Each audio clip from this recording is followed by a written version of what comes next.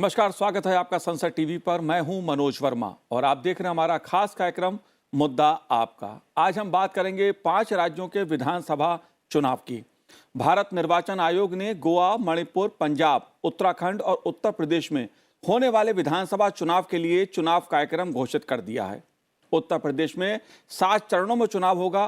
पंजाब, उत्तराखंड और गोवा में 14 फरवरी को मतदान होगा। मणिपुर में 2 चरणों में 27 फरवरी और 3 मार्च को मतदान होगा। 10 मार्च को मतगणना होगी। कोरोना और ओमिक्रॉन के संक्रमण को देखते हुए चुनाव आयोग ने चुनाव प्रचार और उम्मीदवारों को लेकर कई महत्वपूर्ण दिशा निर्देश जारी किए हैं। इन दिशा निर्देशों के क्या मायने हैं, इस चुनाव के क्या मायने हैं, इसे समझने की, जानने की जरूरत है। इसलिए मुद्दा आपका में आज हम इससे जुड़े विभिन्न पहलुओं पर चर्चा करेंगे। चर्चा करने के लिए खास मेहमान हमारे साथ जुड़े हुए हैं। संजय कुमार जी हमारे साथ जुड़े हुए हैं, जो निदेशक हैं CSDS से। संजय जी, आपका बहुत बहुत स्वागत है संसद टीवी पर। साथ ही हमारे साथ अजीत शुक्ला जी जुड़े हुए हैं, जो चुनाव विश्लेषक हैं और सी वोटर से जुड़े हुए हैं। आपका भी स्वागत है। और साथ में बात करेंगे वरिष्ठ पत्रकार संजय सिंह जी से, जो लंबे समय से चुनावों को कवर करते रहे हैं। और शुरुआत हम करेंगे संजय सिंह से।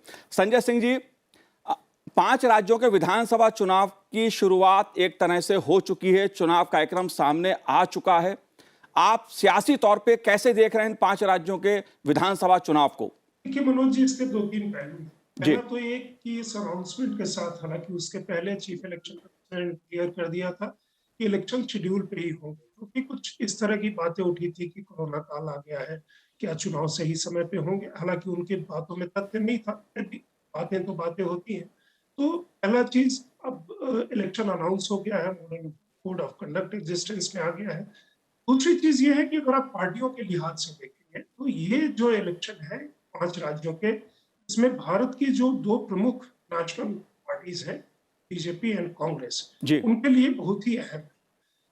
आम आदमी पार्टी एक पार्टी जो दिल्ली में अभी तक थी, पंजाब में अपना फुटप्रिंट फैलाई थी, उसके लिए ये चुनाव काफी अहम हो जाता है। तृणमूल कांग्रेस बाहर निकलना चाह रही है, वेस्ट बंगाल से अपना एक फुटप्रिंट बनाना चाह रही है। क्या वो बना पाएगी, बड़ा सवाल यह निशान है। और अगर आप पहले कांग्रेस की दृष्टि से बात करें, कांग्रेस इस समय ये जो प्रदेश है उसमें से एक प्रदेश पंजाब में, पंजाब में कांग्रेस की हालत हम कुछ समय से देख रहे हैं। यहाँ के जो अंदरूनी घमासान है उस पर बाद में विस्तार भले ही कर ले, लेकिन इस समय में chief minister, Punjab PCC chief, Congress के जो प्रमुख सबसे बड़े मुखिया हैं, वो देश में नहीं है, घूमने बाहर चले गए। हालांकि चुनाव आयोग ने अभी कार्यक्रमों, पब्लिक रैलीज पे एक बैन भी लगाया हुआ है, लेकिन फिर भी राहुल गांधी विदेश अपने दौरे पे छुट्टियां मनाने चले गए। तो ये एक कांग्रेस का सीरियसनेस वहां पे दिखता है। कांग्रेस के इस जो लैक ऑफ सीरियसनेस या वहां की जो इनफाइटिंग है, एक पार्टी को बाय डिफॉल्ट बड़ा फायदा हो सकता है, आम आदमी पार्टी। अकाली दल वहां काफी सशक्त रही है, Akali Dal as it is वो इस चीज को देख रही होगी कि वापस सत्ता में आए। बीजेपी, अमरिंदर सिंह का गठबंधन काफी नया है। बीजेपी का बेस, पंजाब में उन्होंने अपना बेस, यूं हम कहें कि खुद ही काफी ज्यादा अभी तक डेवलप नहीं किया उनके साथ अकालियों के साथ।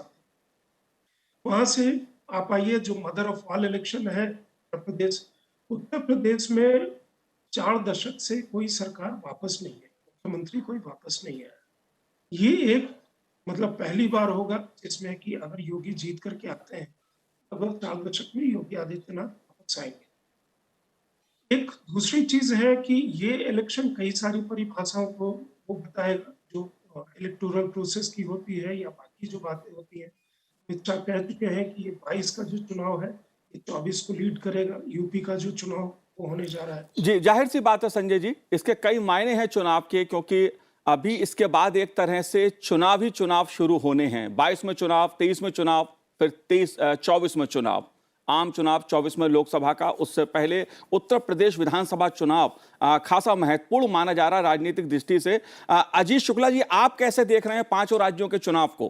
5 राज्यों के चुनाव में उत्तर प्रदेश जो है वो मुख्य रूप से वहां पे बीजेपी और सपा के बीच में दिख रही है कि डायरेक्ट फाइट हो रही है, जिसमें भारतीय जनता पार्टी अच्छी स्थिति में है, आगे कह सकते हैं उनको।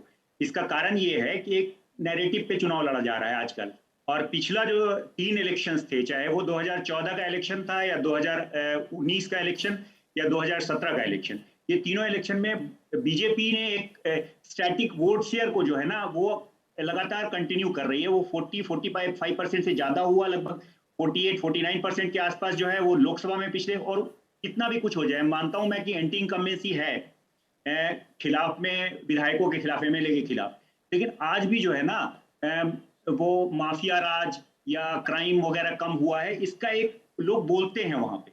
और अपार्ट फ्रॉम जो कास्ट का डायनेमिक्स है कि भाई यादव इतने परसेंट हैं, 8% के आसपास हैं, या 22% के आसपास दलित हैं और मुसलमान हैं 18-19% के आसपास, तो ऐसा नहीं होगा, ऐसा नहीं होगा, ये सारे मिथक को इस पिछले 3 इलेक्शंस जो हुए हैं हम लोगों ने जो देखा है उसमें टूटा है। दूसरा, पहले जो इलेक्शन होता था वो 30, 28, 32, 31% के आसपास होता था, और बीजेपी जो है वो उसकी वो थ्रेशोल्ड तोड़ के और वो पहुंच गई है अब 40-45% के आसपास।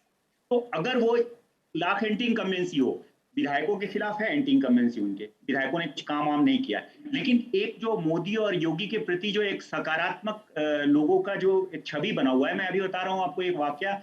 मैं पिछले हफ्ते में गया था बनारस, तो वहां पे मैं एक यादव मतदाता से पूछ रहा था कि आप किसको वोट दीजिएगा, तो उसने बोला मुझे कि मैं योगी को वोट दूंगा। मैं बोला क्यों, आप यादव हैं और एक लहर चल रही है अभी सपा की, तो वो बोला कि नहीं ऐसा कुछ नहीं है, जब उन लोगों की सरकार थी उस समय में मैंने जो है वो सिर्फ अपने मैनपुरी और अपने इलाके के लोगों को सिर्फ उसमें 102 नंबर जो बस था उसमें डाला था। अजीत जी, पता नहीं क्यों मुझे ऐसा लगता है। अजीत जी, जाहिर सी बात है, चुनाव घोषित हो चुके हैं, चुनाव कार्यक्रम घोषित हो चुका है, जनता किसे वोट देगी किसे नहीं देगी ये बाद में पता लगेगा, आपका अनुभव हो सकता है। लेकिन संजय कुमार जी, कोरोना का संक्रमण है, चुनाव आयोग ने कई गाइडलाइंस जारी की हैं, आप कैसे देखते हैं? क्योंकि चुनाव कोरोना के समय में कराना एक चुनौतीपूर्ण कार्य है। ये जरूर है कि कोरोना का समय है, चुनाव कराना तो चुनौतीपूर्ण हर समय है, चाहे कोरोना हो या ना हो जी। लेकिन इलेक्शन कमीशन को हमें दाद देनी चाहिए। बिहार में भी उन्होंने सक्सेसफुली चुनाव कराए। पिछले दिनों बंगाल में, असम में, केरल में और तमिलनाडु में चुनाव हुए।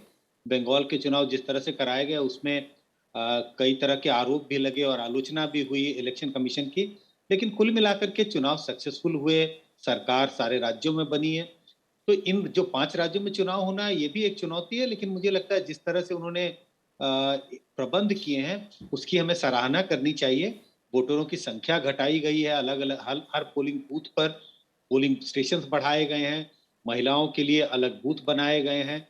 तो ये जो वोटरों की संख्या घटाई गई है हर पोलिंग स्टेशन पर, इससे वोट बूथ पर वोटरों की तादाद, एक समय में वोटर जमा नहीं होंगे। बाकी सारे कोविड प्रोटोकॉल का उन्होंने जिक्र किया है, सैनिटाइजर होगा, ग्लव्स की व्यवस्था होगी, मास्क पहन के आना होगा। मुझे लगता है कि इलेक्शन कमीशन ने अपने तरीके से जितनी सहूलियत करनी चाहिए, जितने तरह के प्रबंध करने चाहिए वो तो कर दिए है। अब जिम्मेवारी है हम और आप जैसे वोटरों पे और पॉलिटिकल पार्टीज पर, कैंडिडेट्स पर, कि हम इन प्रोटोकॉल्स को किस तरह से फॉलो करते हैं।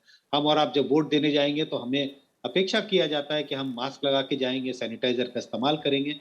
तो इलेक्शन कमीशन ने तो मुझे लगता है प्रबंध जितने किए जा सकते थे वो सब कर लिए हैं एक सफल चुनाव कराने के लिए। जी, मैं 2-3 बातें आपसे समझना चाहता हूं संजय कुमार जी। एक तो समय बढ़ाया गया है मतदान का, जाहिर सी बात है कि भीड़ मतदान केंद्रों पर नहीं लगे और लोग सुरक्षित होकर मतदान कर सकें, कोविड जो प्रोटोकॉल्स हैं उनका पालन कर सकें। लेकिन 2 बातें बहुत महत्वपूर्ण चुनाव आयोग ने अपने दिशा निर्देश में कही हैं।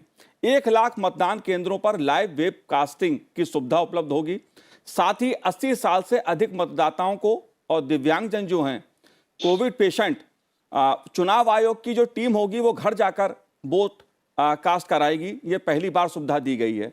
इन दोनों बातों को आप कैसे देखते हैं? बहुत पॉजिटिव है ये दोनों बातें। मैं पहली बार जब जिक्र कर रहा था तो इन दोनों बातों का जिक्र करना भूल गया। 80 साल से अगर आप ऊपर हैं, आप दिव्यांग हैं और या आप कोविड पॉजिटिव हैं, तो कोविड पॉजिटिव है आमतौर पर ऐसा सोचेंगे भाई आप बीमार हैं, आप कोविड पॉजिटिव हैं तो आपका वोट गया और आप वोट नहीं दे सकते। लेकिन इलेक्शन कमीशन ने खास व्यवस्था की है, घर घर जाया जाएगा, इलेक्शन कमीशन के लोग जाएंगे और घर पर आपसे पोस्टल बैलेट दिलवाया जाएगा। 80 साल से ऊपर हैं, आप पोलिंग बूथ पर नहीं आ सकते, आप आने की स्थिति में भी हैं तो भी इलेक्शन कमीशन आपके लिए सुविधा प्रदान कर रही है। आपके घर पे इलेक्शन कमीशन के लोग आएंगे, पोस्टल बैलेट दिया जाएगा और आप अपना वोट डब्बे में डाल सकते हैं। इसमें कुछ दुविधा तो रहेगी कि घर पर आप वोट डाल रहे हैं, हो सकता है कि आपके आसपास 2-4 लोग जमा हों, तो इलेक्शन कमीशन को उसकी व्यवस्था करनी होगी। ये सुनिश्चित करना होगा कि जब वो व्यक्ति 80 साल के व्यक्ति या कोविड पॉजिटिव पेशेंट वोट कर रहे हैं, तो घर के दूसरे लोग उनके वोट देने के मन को इन्फ्लुएंस ना करें। तो ये एक चैलेंज होगा इलेक्शन कमीशन के सामने, लेकिन जो प्रबंध किए गए हैं, उसकी तो सराहना करनी ही चाहिए। चुनावी पारदर्शिता के लिए लाइव वेबकास्टिंग, इससे क्या तात्पर्य है, क्या मतलब है इससे? नहीं, लाइव वेब कास्टिंग की व्यवस्था मुझे नहीं लगता है कि वहां पर वो कैमरा लगाए जाएंगे जहां पर आप अपना वोट डाल रहे हैं। लाइव वेब कास्टिंग का मतलब है कि कतार लगी हुई है या नहीं लगी हुई, लोगों ने मास्क लगाया है या नहीं लगाया है। तो जो पोलिंग स्टेशन के आसपास की जो पूरी व्यवस्था है, पार्टियों का रुख क्या है, जो बाहर में बूथ लगाए जाते हैं वहां पर भीड़ तो नहीं जमा हो रही है, मुझे लगता है इन सब जगहों पर कैमरे की व्यवस्था होगी। मैं ऐसे नहीं मानता कि कैमरा वहां लगा होगा जहां पर कि वो देखा जा सके कि व्यक्ति ने किस पार्टी का बटन दबाया। तो लाइव वेब कास्टिंग की अपनी एक व्यवस्था है। जैसे मैं आपके साथ प्रोग्राम कर रहा हूं, तो हम अपने घर का एक हिस्सा हम दिखा पा रहे हैं जी। आपको। हमारे पूरे घर में और क्या चीजें हो रही हैं ये तो आप नहीं देख पा रहे। तो इस तरह से व्यवस्था की जाएगी। ऐसा नहीं कि कैमरा हर जगह लगा दिया जाएगा और व्यक्ति किसको वोट डाल रहा है वो भी आप सब देख सकते हैं। जी, जाहिर सी बात है, वेबकास्टिंग का जो मतलब है वो ये है कि चुनावी पारदर्शिता की दृष्टि से जितने कदम उठाए जा सकते हैं चुनाव आयोग उठा रहा है। लेकिन संजय सिंह जी, दो महत्वपूर्ण बातें और हैं। वो है आपराधिक प्रवृत्ति के जो उम्मीदवार खड़े किए जाते हैं उनको लेकर जिस तरह के दिशा निर्देश चुनाव आयोग ने दिए हैं वो भी खासे महत्वपूर्ण हैं। आपराधिक मामलों वाले उम्मीदवारों को चुनाव मैदान में उतारने वाले राजनीतिक दलों को अपनी वेबसाइट पर इस तरह के व्यक्तियों का विवरण अनिवार्य रूप से अपलोड करना होगा।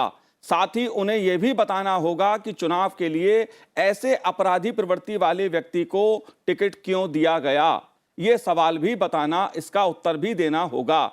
संजय सिंह जी, आप कैसे देखते हैं इसको? देखिए, ये अच्छा मूव है, लेकिन इसमें एक दूसरा सवाल ये भी उठता है कि आपराधिक छवि को मैं श्योर नहीं हूं कि इलेक्शन कमीशन ने किस तरह से डिफाइन किया है। क्योंकि अगर आप देखेंगे पिछले बार जो एक रिपोर्ट थी संसद के चुनाव के बाद, जिसमें कि बहुत सारे ऐसे लोग थे जो शुद्ध रूप से उनकी छवि अदरवाइज अच्छी है, उनका किसी भी तरह का क्रिमिनल काम में इंटेलिजेंस की बात आप आमतौर पर सोच नहीं सकते हैं। उसमें उस तरह के भी मतलब धाराएं जो दर्ज होती है कई बार चुनावी कार्यक्रम में या किसी और तरह के प्रदर्शन में या किसी और तरह की चीजों में, वो क्या उसमें आते हैं। अब जो हीनियस क्राइम वाले हैं, देखिए उनका तो एक बिल्कुल ही नून है। एक धीरे धीरे अगर आप करके देखेंगे तो एक समय था जिस समय में क्रिमिनलाइजेशन ऑफ पॉलिटिक्स की हम बात करते थे, तो वहां से थोड़ा तो कम हुआ है। एक तरह से आप ओवर द इयर्स अगर इधर कुछ देखें, पहले के मुकाबले जैसे आप उत्तर प्रदेश में देखें तो पूरी की पूरी लंबी लंबी लिस्ट है, इस बार भी वो लिस्ट होगी। लेकिन ये चीज अच्छी है कि इलेक्शन कमीशन ये कह रहा है, जस्टिफिकेशन में पार्टियों को ये जरूर गुंजाइश होगी कि जिनके इस तरह के केसेस हैं, जो पॉलिटिकल केसेस हैं या किसी और कारण से वो केसेस हैं जो हीनियस क्राइम के केसेस नहीं है, उन केसेस के बारे में वो लिख करके जस्टिफाई कर सकते हैं। लेकिन ये जागरूकता की तरफ एक बढ़ा हुआ कदम है, ये सराहनीय कदम है, बिल्कुल सराहनीय कदम है। क्योंकि आप देखेंगे इलेक्शन कमीशन ये जो जागरूकता वाली चीज है, जैसे वोटर को जागरूक करना, उसके लिए तरह तरह के उपाय किए गए, सुविधाएं जो इस बार दी जा रही है, जैसे अभी आप और संजय जी जिक्र कर रहे थे 80+ के लोगों का, दिव्यांगों का, या जो अभी कोविड की महामारी में जो लोग ग्रसित होंगे, तो इस तरह की चीजें हैं जो ऐप बनाएंगे, तरह तरह की जो सुविधाएं हो रही है। क्लिनजिंग ऑफ इलेक्टोरल प्रोसेस, उसकी बहुत जरूरत थी। उसके बारे में समग्र कानून तो पूरी तरह नहीं आ सका। एक ऐसा कानून मतलब एक वेलकम वो आया था जिसमें कि अगर आपको सजा हो जाती है तो आप उसके बाद 3 साल से ज्यादा की होगी तो आप बाहर हो जाएंगे संसद से या विधानसभा से। ये मुझे लगता है ये कदम सराहनीय है। इसका डेफिनेशन धीरे धीरे आने वाले समय में और भी क्लैरिटी लेगा। जाहिर सी बात है, राजनीति का अपराधीकरण एक बड़ा मुद्दा रहा है। अजीत जी, आप कैसे देखते हैं इसको? क्योंकि राजनीति का अपराधीकरण, चाहे उत्तर प्रदेश की बात हो, बिहार की बात हो, देश के लगभग हर सूबे में यह मुद्दा उठता है कि राजनीति का अपराधीकरण जिस तरह से हुआ है, हालांकि इस पर थोड़ा अंकुश लगा है, लेकिन यह माना जा रहा है कि चुनाव आयोग ने जिस प्रकार से इस बार यह सवाल पूछा है कि अगर आप किसी को उम्मीदवार बनाते हैं तो पार्टी को बताना पड़ेगा इसको टिकट क्यों दिया। हाँ, क्यों दिया, और वेबसाइट पे आपको सारा डिटेल्स डालना है जी। उसका, सारी चीजें शेयर करनी है। ये देखिए, ये बहुत ही सकारात्मक है सोच। मैं तो मूल रूप से बिहार का रहने वाला हूं, तो वहां पे तो बहुत ज्यादा इस तरह से मैंने खुद ही देखा है अपनी आंखों से पहले से। और यूपी, पूर्वांचल और पश्चिमांचल वगैरह में भी तो बहुत ज्यादा आपराधिक प्रवृत्ति के और आपराधिक रिकॉर्ड वाले रहे हैं। कुछ मतलब कुछ को छोड़ के जो राजनीतिक रंजिश से किया जाता है, पहले बहुत ज्यादा अपराध होता था, लेकिन उसमें लगातार गिरावट हुई है। उत्तर प्रदेश में तो वैसे भी जो अपराध है और अपराधी हैं एक मुद्दा चुनावी रूप से बने हुए हैं। संजय कुमार जी, आप कैसे देखते हैं इस पूरे मुद्दे को? क्योंकि राजनीति के अपराधीकरण की जब बात होती है तो उस पर चर्चा तो बहुत होती है, अलग अलग दल अपनी अपनी बात भी कहते हैं, भाषण भी बहुत दिए जाते हैं, लेकिन कहीं ना कहीं अपराधियों को भी उम्मीदवार बना दिया जाता है। ऐसी क्या मजबूरी होती है राजनीतिक दलों की? राजनीतिक पार्टियां जब चुनाव लड़ती हैं और जिस किसी को भी उम्मीदवार बनाती हैं, तो उनका प्राइम एम होता है कि चुनाव जीतना है। वो चाहते हैं कि वो उम्मीदवार चुनाव जीते। तो किसी व्यक्ति को अगर उन्हें लगता है कि धनबल से आदमी चुनाव जीत सकता है, तो उसे उस वजह से टिकट दिया जाता है। किसी व्यक्ति के बारे में अगर ये लगता है कि ये बाहुबल के बदौलत चुनाव जीत सकता है, तो पार्टियां दूसरी चीजों को नजरअंदाज करके उस व्यक्ति को कैंडिडेट बनाती है। कुछ ऐसे होते हैं जो कार्यकर्ता होते हैं, अपने इलाकों में काम किया हुआ है, उसको ध्यान में रख करके पार्टियां उनको टिकट देती है। तो स्पष्ट है, एक ही एम है पार्टी का, किसको टिकट दें, उस व्यक्ति को टिकट दिया जाए जो चुनाव जीत सकता है, और चुनाव जीत करके पार्टी की जो टैली है वो उसको बहुमत की ओर ले जा सके। जिन बात का जिक्र संजय सिंह जी या अजीत जी कर रहे थे, इलेक्शन कमीशन ने जो पहल की है, आप देखिए, एक एक कदम, धीरे धीरे कदम बढ़ाया जा रहा है, लेकिन कदम उस ओर बढ़ रहे हैं जिससे हम आपराधिक प्रवृत्ति के जो लोग चुनाव लड़ रहे हैं उस पर अंकुश लगाया जा सके। अगर अंकुश नहीं लगा पाए तो कम से कम एक मोरल बाइंडिंग तो किया जाए। अब राजनीतिक पार्टियों को अगर इस बात का प्रमाण देना पड़ेगा या कम से कम जस्टिफिकेशन देना होगा कि भाई आपने फला व्यक्ति को क्यों टिकट दिया, जब इसके पास इतने आपराधिक मुकदमे दायर हैं, फिर भी आपने इस व्यक्ति को टिकट दिया, तो उसके पीछे वजह क्या है। तो कम से कम एक मोरल ऑब्लिगेशन हो जाता है पार्टी के नेताओं का, पार्टी के फंक्शनरीज का, कि उसके लिए जस्टिफिकेशन ढूंढे। तो कुछ तो प्रयास करेगी पार्टी जस्टिफिकेशन ढूंढने के लिए, कि भाई उन्होंने इस व्यक्ति को टिकट क्यों दिया। तो कुछ अंकुश लगेगा, एक मोरल अंकुश लग रहा है, लीगल अंकुश नहीं है, लेकिन एक मोरल बाइंडिंग है।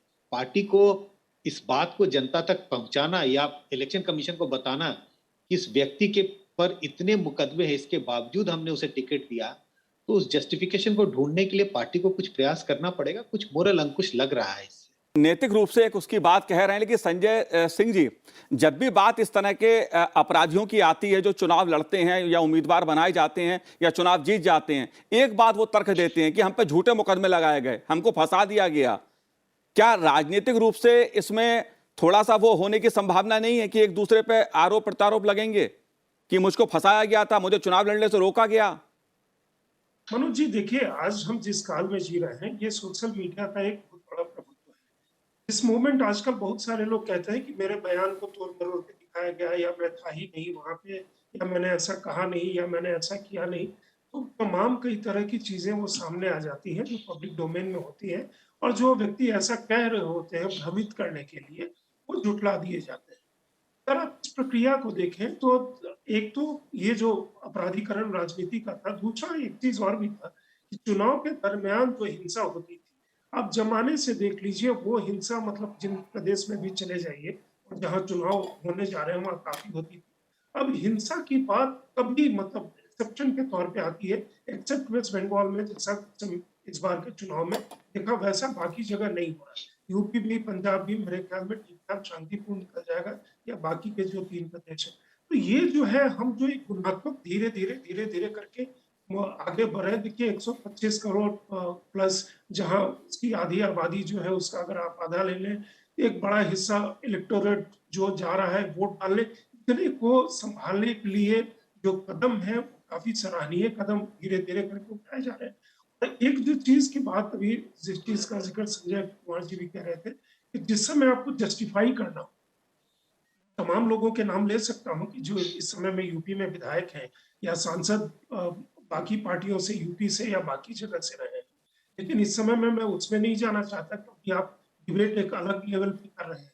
तो अगर आप उन तमाम लोगों के जिनको आप किसी माफिया से या बाहुबल से या धनबल से बिल्कुल ही वो नोन है, अगर उनके सामने आप कोई भी जस्टिफिकेशन लिख करके देंगे कि हमने फला व्यक्ति को टिकट इसलिए दिया, तो वो जो अगर दूसरी पार्टी उस चीज को जनता में लेकर के जाएगी कि आपने ये जो एक्स व्यक्ति के बारे में ये कह रहे हैं, ये देखिए एक्स व्यक्ति के गुणगान में ये कह रहे हैं और इनकी छवि ये है, उसके बाद हमारे आपके जैसे लोग भी जो है वो भी उसकी मीमांसा करेंगे। और एक बार जब चीज रिकॉर्ड पे आ जाती है तो वो आने वाले समय में भी पार्टियों के लिए मुश्किल होता है कि और केस में जब वो फंसते हैं उसको जस्टिफाई करना। जी तो ये जो मोरल बाइंडिंग है ये काफी अहम है, ये एक पहल है, का हमें स्वागत करना चाहिए। और मेरे ख्याल में इसमें कुछ तो कर्म होगा, जी ये जरूर है।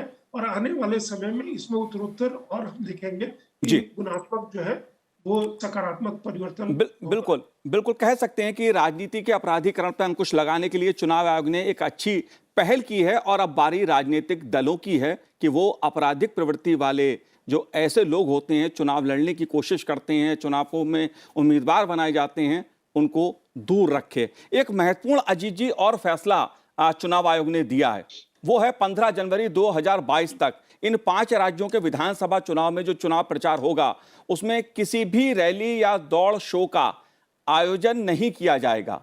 कोई भी पार्टी रैली, नुक्कड़ सभा, रोड शो और साइकिल यात्रा नहीं निकालेगी। डिजिटल और वर्चुअल चुनाव प्रचार हो, इस बात पे अधिक जोर है। इसको आप कैसे देखते हैं, क्योंकि कुछ लोग, कुछ दल इस पे सवाल उठा रहे हैं। इस पे सवाल उठा रहे हैं, लेकिन आप रिसेंट देखिए जिस तरह से डेवलपमेंट हुआ है द थर्ड वेव का, तो ये चुनाव के लिए लाजमी था कि वो इस तरह का अंकुश लगाए। घोषणा होती है, उसके बाद लगातार ये लोग बहुत तेजी से रैली करते हैं और वो फिर स्प्रेड होता। तो ये इंस्टेंट ये भी देखा गया है। दूसरी चीज ये है कि अब तो हर किसी के पास मोबाइल फोन है। 99% आप किसी गांव में चले जाइएगा तो हर व्यक्ति के पास मिल जाएगा। हम लोग जो सर्वे करवाते हैं तो अब हम लोगों को पहले ऐसा नहीं होता था, अब तो हर घर में, हाउस होल्ड में हमको मिल जाता है, मोबाइल नंबर मिल जाता है। तो आप मोबाइल के थ्रू कर सकते हैं। लेकिन जिन लोगों का संगठन मजबूत होगा, जिस पार्टियों का संगठन मजबूत होगा, जिनका प्रचार प्रसार का माध्यम मजबूत होगा, उन पार्टियों को बहुत ज्यादा इससे फायदा होगा। जी और ये एक सकारात्मक कदम है। ये एक सकारात्मक कदम, मतलब पार्टी के लिहाज से मैंने बताया, ये एक सकारात्मक कदम है। ये जो थर्ड वेव है उसके स्प्रेड को रोकने के लिए। जी आप पिछले इलेक्शंस में देखे थे ना, जब इलेक्शन शुरू हुआ था, वेस्ट बंगाल का लीजिए ना एग्जांपल। वेस्ट बंगाल में जिस समय हुआ था वो पीक पे पहुंच गया था, इसी वजह से, रैलियों की वजह से। जी जाहिर से तौर पर उस समय में यूपी में जी उस समय यूपी में इलेक्शन हो रहे थे लोकल बॉडी से। जी तो जी ये एक सकारात्मक कदम है और ये इसको मैं जायज ठहराता हूँ। जी लेकिन संजय कुमार जी, कुछ छोटे दल उत्तर प्रदेश के क्षेत्रीय दल सवाल उठा रहे हैं कि भाई उनका तो सोशल मीडिया पे इतनी प्रेजेंस है ही नहीं, वो इतने मजबूत है ही नहीं, हमें तो नुकसान हो जाएगा। चुनाव आयोग ने ऐसा फैसला क्यों दे दिया? अब चुनाव आयोग डोर टू डोर कैंपेन पे जोर दे रहा है कि 5 लोगों की कमेटी वहां जाए, उनकी 5 लोग जाएं, घर घर जाके संपर्क करें लोगों से। इसमें क्यों आपत्ति है? नहीं, देखिए, आपत्ति एक खास स्थिति है आज। इस स्थिति के हिसाब से देखें तब तो ठीक है, 15 जनवरी तक आपने रोक लगाया है और उसके आगे समय पता चलेगा कि ये रोक आगे बढ़ेगी या इसमें ढील दी जाएगी। लेकिन अनइवन प्लेइंग फील्ड ये बनाता है, ये मैं मानता हूं, और उनकी आपत्तियों को मैं काफी हद तक जायज समझता हूं। और उसकी वजह क्या है? आपने जिस बात का जिक्र किया कि जिन पार्टियों के पास संसाधन है, जिन्होंने इसकी व्यवस्था पहले से कर ली है, वो तो इसका बखूबी इस्तेमाल करेंगे। लेकिन ऐसी छोटी पार्टियां जिनके पास संसाधनों की कमी है, जिनके पास ये व्यवस्था नहीं थी, वो इतनी जल्दी इसका उपयोग नहीं कर पाएंगे और वो पिछड़ जाएंगे चुनावी प्रचार के माध्यम से। अगर चुनावी प्रचार के दृष्टिकोण से हम देखें तो मैं ये नहीं कह रहा कि उस वजह से वो चुनाव जीत जाएंगे या हार जाएंगे, उसका सीधा सीधा कोई संबंध नहीं है, लेकिन अनइवन प्लेइंग फील्ड क्रिएट करता है। अब अगर हम देखें आजकल की स्थिति जो है, जो ऑनलाइन क्लासेस हो रही है कोविड के समय में, ऑनलाइन क्लासेस के लिए आपको क्या आवश्यकता होती है? घरों में बच्चों को मोबाइल फोन चाहिए, लैपटॉप चाहिए, आईपैड चाहिए, कोई ना कोई एक तो साधन चाहिए, इंटरनेट कनेक्शन होना चाहिए। ये सब अगर नहीं है तो बच्चे ऑनलाइन क्लास नहीं कर पाते। बोर्ड के इम्तिहान तो एक ही होते हैं, सीबीएसई एक ही पेपर सबके लिए देता है। जब बोर्ड के इम्तिहान होंगे मार्च में, अप्रैल में, जब भी अगर संभव हुआ, पेपर एक ही आएंगे। लेकिन ऑनलाइन क्लासेस कौन कर पा रहा है? जो प्राइवेट स्कूल के बच्चे हैं वो ऑनलाइन क्लास कर पा रहे हैं। सरकारी स्कूल के बच्चों की हालत देखिए, जिनके घरों में फोन नहीं है, या अगर फोन है तो उनके फादर के पास है, मदर के पास है, वो काम करने चले जाते हैं। फोन नहीं है, इंटरनेट कनेक्शन नहीं है, इंटरनेट पे पैसों का भी खर्च होता है, तो अनइवन प्लेइंग फील्ड हो गया है। पढ़ाई सरकारी स्कूल के बच्चों को ठप पड़ा है। जी सरकारी स्कूल के जी क्लास में 100 बच्चे होते हैं, ऑनलाइन क्लास में एक 2 एक बच्चे, छोटी 5 बच्चे, 7 बच्चे आते हैं। जी तो संजय ये Kumar uneven playing field create जी हो जा रहा है। जी पॉलिटिक्स में भी वही होने वाला है। जी संजय कुमार जी, एक टिप्पणी मैं आपकी इस पे संजय सिंह जी से लेना चाहूंगा। संजय सिंह जी, क्या कोई आपको इसमें भेदभाव लग रहा है जिस तरफ इशारा संजय कुमार जी कर रहे हैं?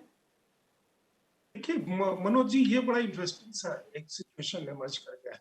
हम वर्चुअल कैंपेन की बात बिहार चुनाव से कर रहे हैं।